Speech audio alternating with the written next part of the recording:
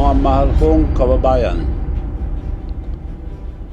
nagsasalita ako ngayon hindi bilang politiko, kundi bilang isang Pilipino nagmamahal sa ating bansa. Pero sa bigat ng mga nangyayari ngayon, hindi ko na kayang manahimik.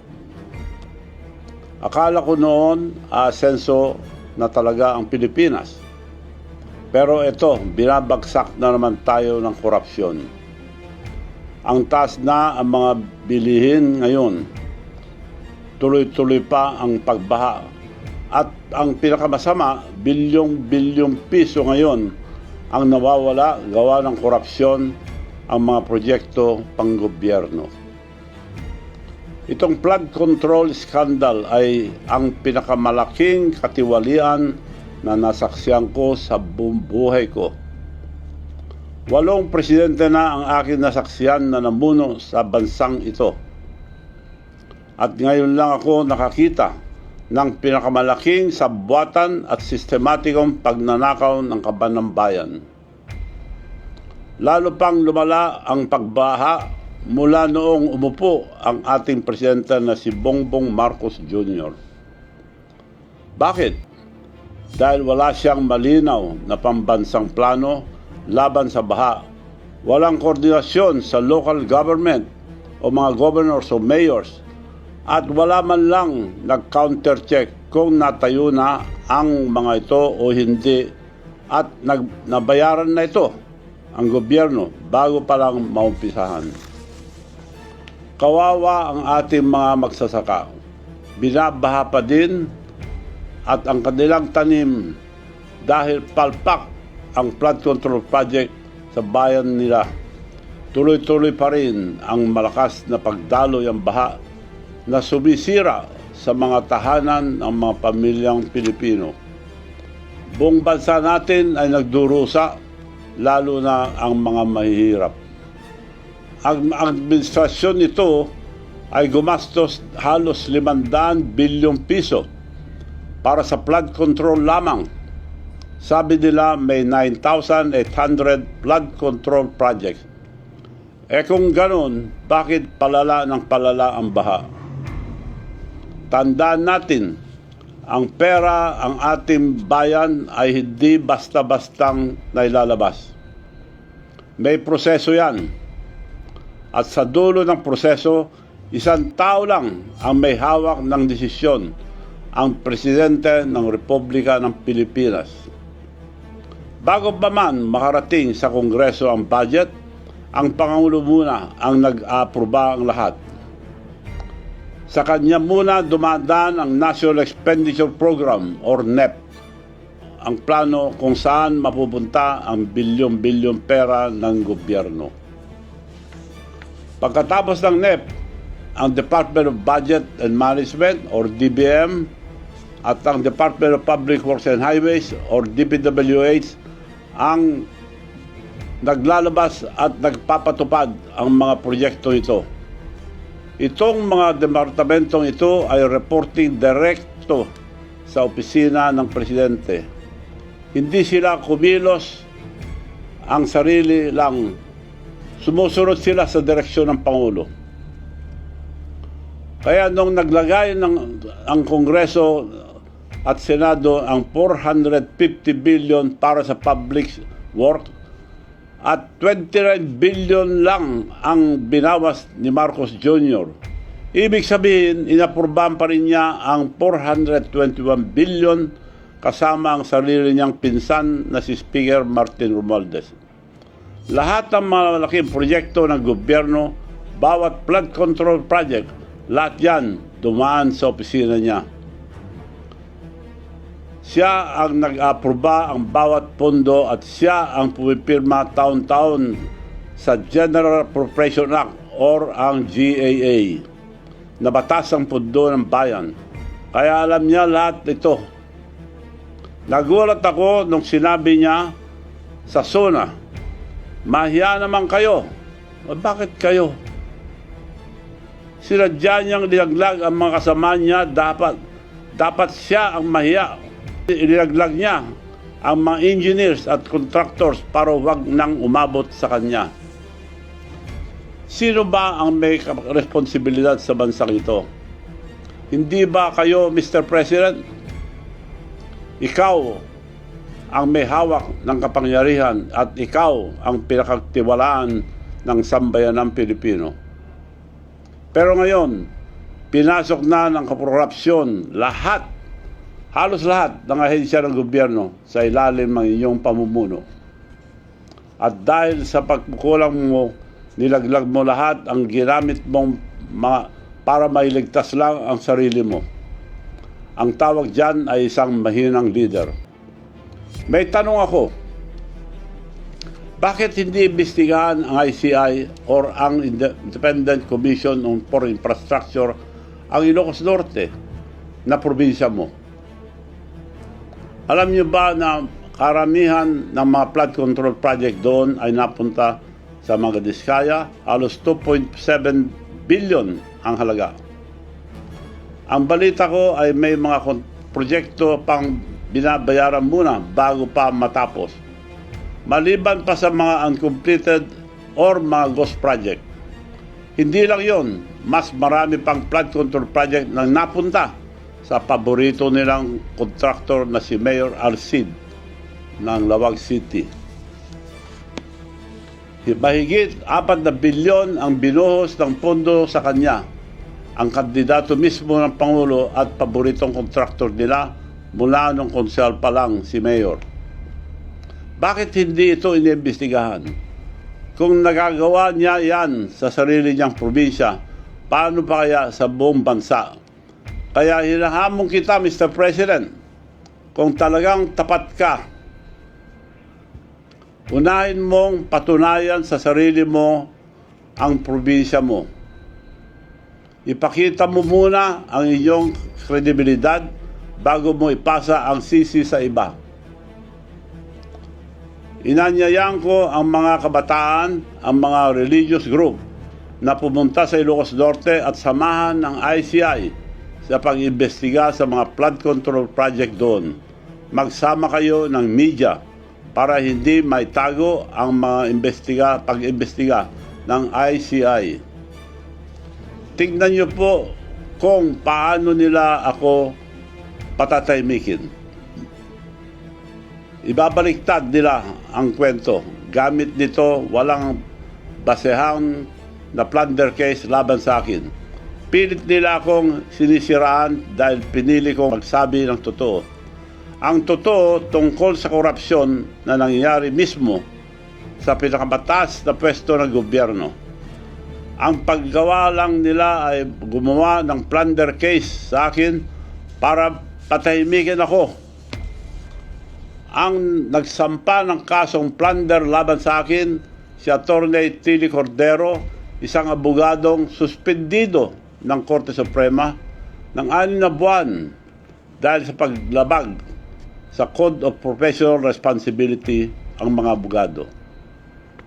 Pumunta po siya mismo sa aking bahay upang humingi ng pera at binibentahan niya ako ng, ang sabi niya, hotel and resort.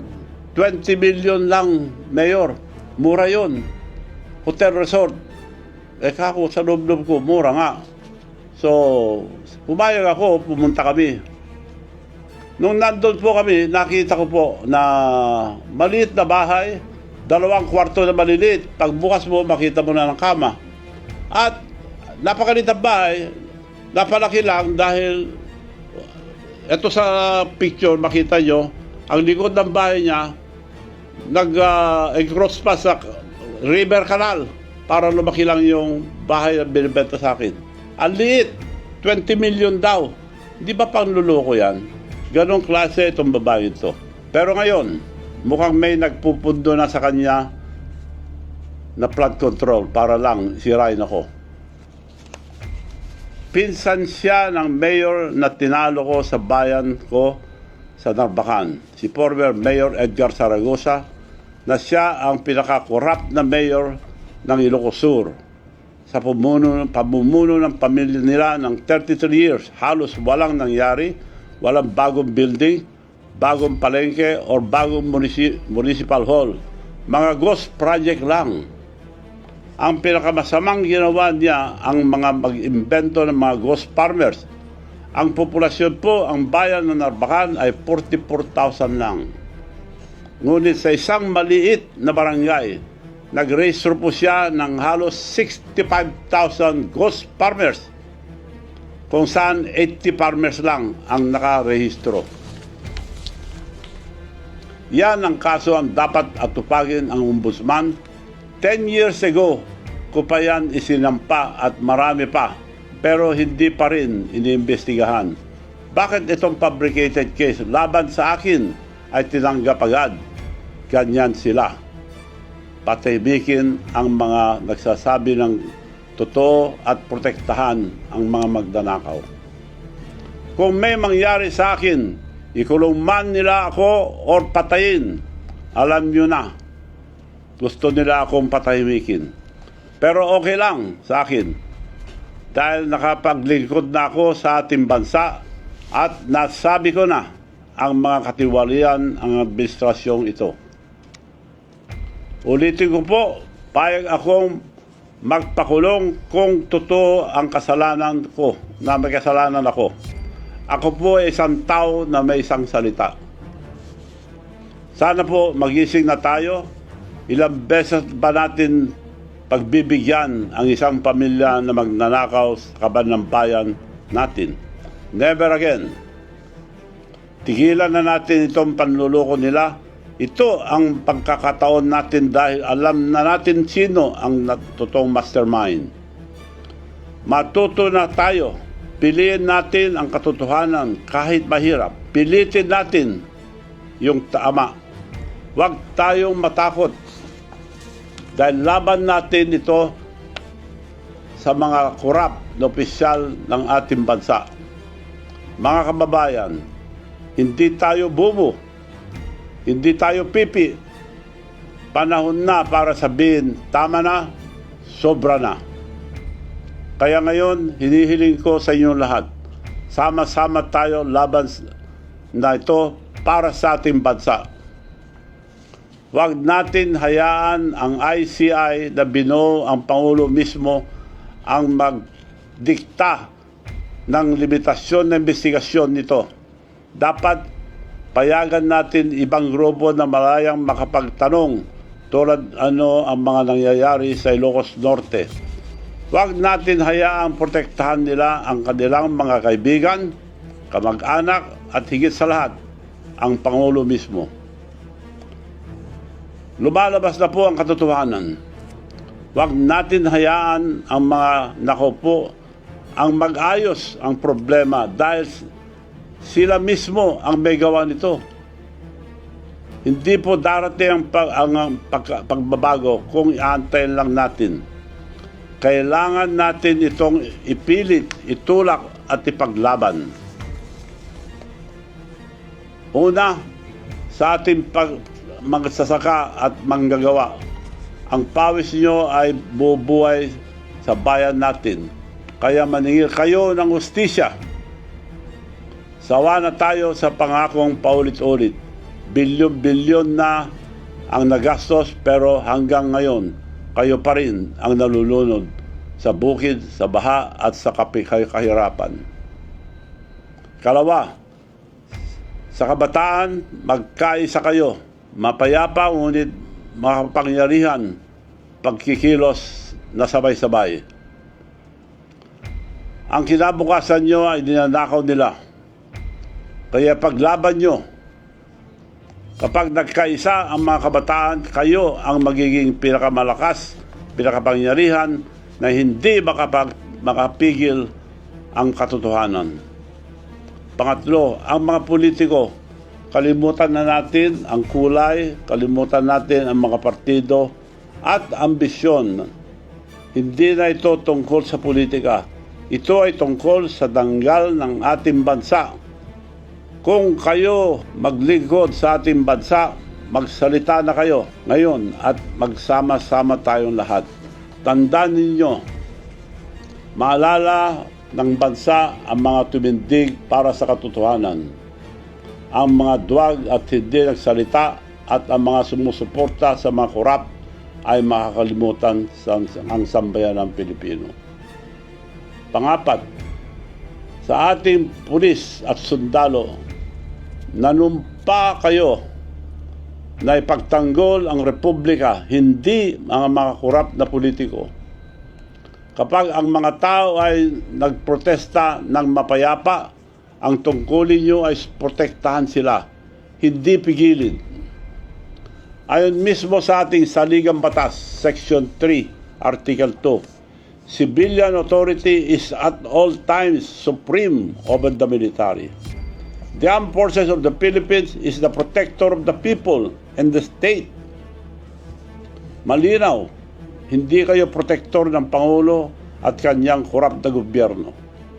Kayo ang protektor ng taong bayan at ang ating bansa.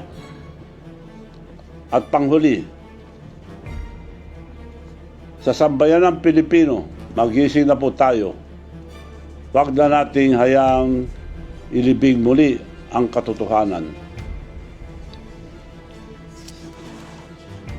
Sawa na tayo sa kasinungalingan, sawa na tayo sa pangurakot, humingi tayo ng pananagutan.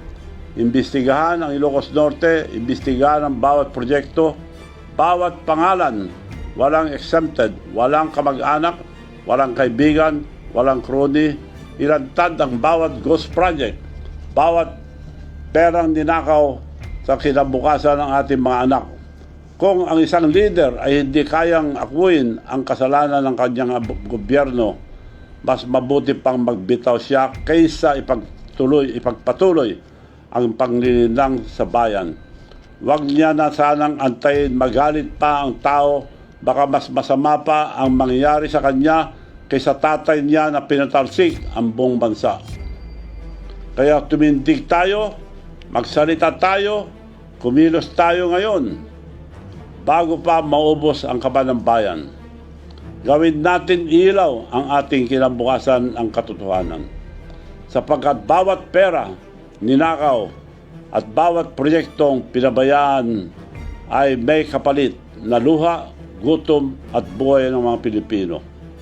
Maraming salamat po at pagpalain tayo ng Panginoon. Mabuhay ang Pilipinas! Ako po si Manong Chavit, Singson.